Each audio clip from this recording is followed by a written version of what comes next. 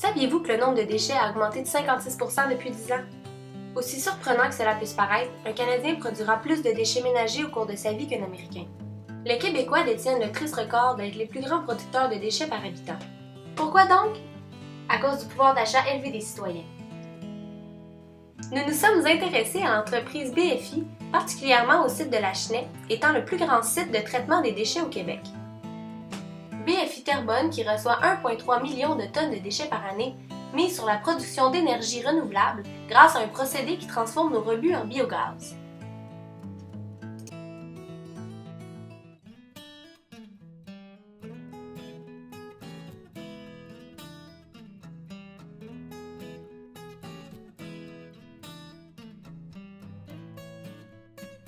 Au Québec, d'année en année, la quantité de déchets générés par le Québec augmente, simplement grâce à la valorisation, parce que quand on parle de valorisation, on peut plus parler de compostage, de production d'énergie, et également par la récupération des matières, on est capable d'en éliminer moins, mais on surconsomme.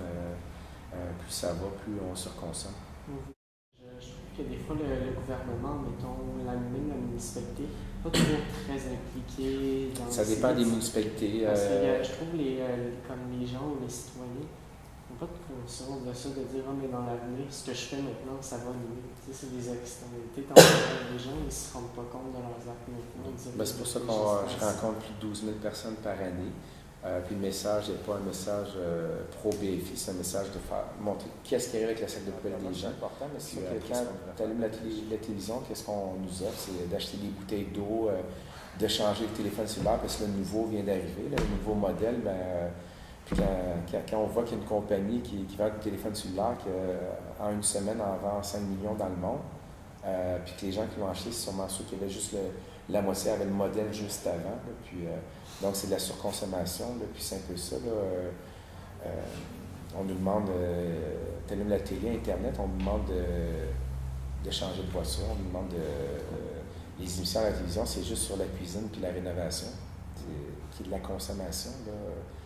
On en parle dans les journaux et autres, la quantité de déchets gaspillés. Donc, tout dépendant des études, c'est du tiers à 70% de ce qui est produit va aller à la poubelle. Okay. Donc, pourtant, c'est pour la consommation humaine, mais ça peut aller jusqu'à 70% de la nourriture qui va être jetée. Pensez-y, regardez votre poubelle, puis qu'est-ce qui est jeté de votre commande. Même si on fait attention, il y en a toujours un peu, mais on sait qu'il y a des gens, on voit les sacs ordures ici, puis on voit qu'il y a beaucoup de bouffe. Près de 30% de ce qui est jeté dans une poubelle, c'est des matières recyclables, puis près de 40%, c'est des matières qui pourraient être compostables.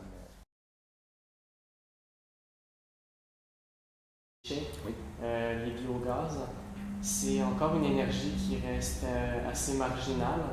Aux États-Unis, ça représente seulement 3% de la production d'énergie. Pourquoi est-ce que vous avez choisi d'investir dans une énergie marginale?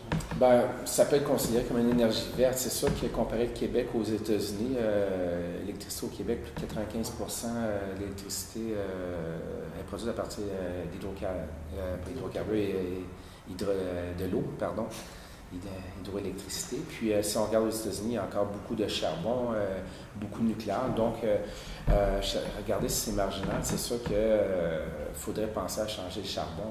Puis ici au Québec, on vient de dire non au nucléaire. Donc, c'est sûr qu'il faut chercher d'autres alternatives. Je crois que c'est important pour...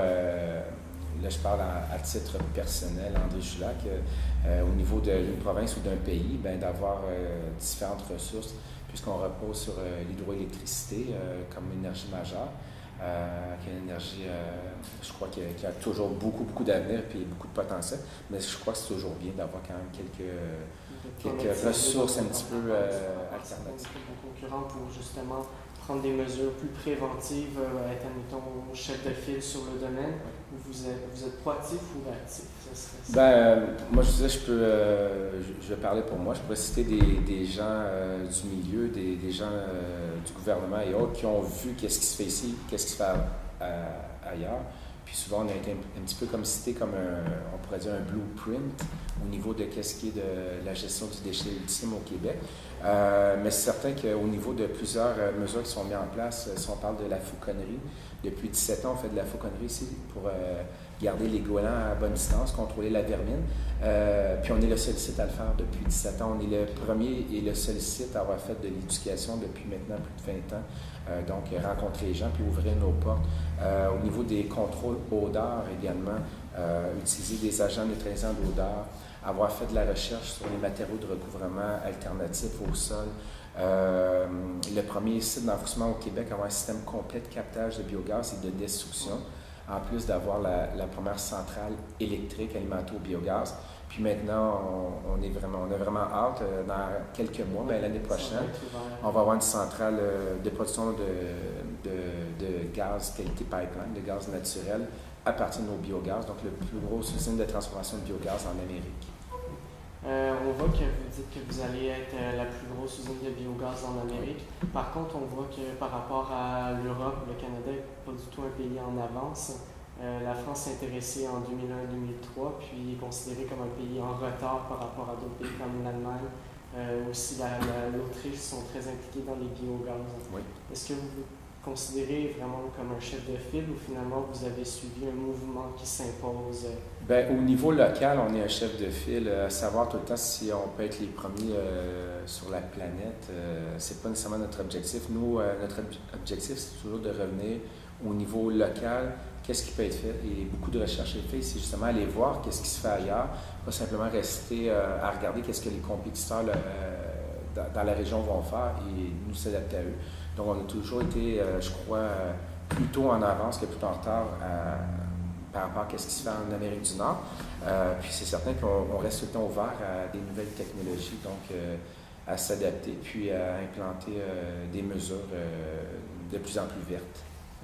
Par rapport à Cette année, BFI a remporté au niveau de notre département de santé et sécurité, on a remporté des prix, on a été reconnus dans l'industrie, donc on a remporté des prix qui ont souligné justement l'excellent travail au niveau du transport et de la gestion des déchets ici.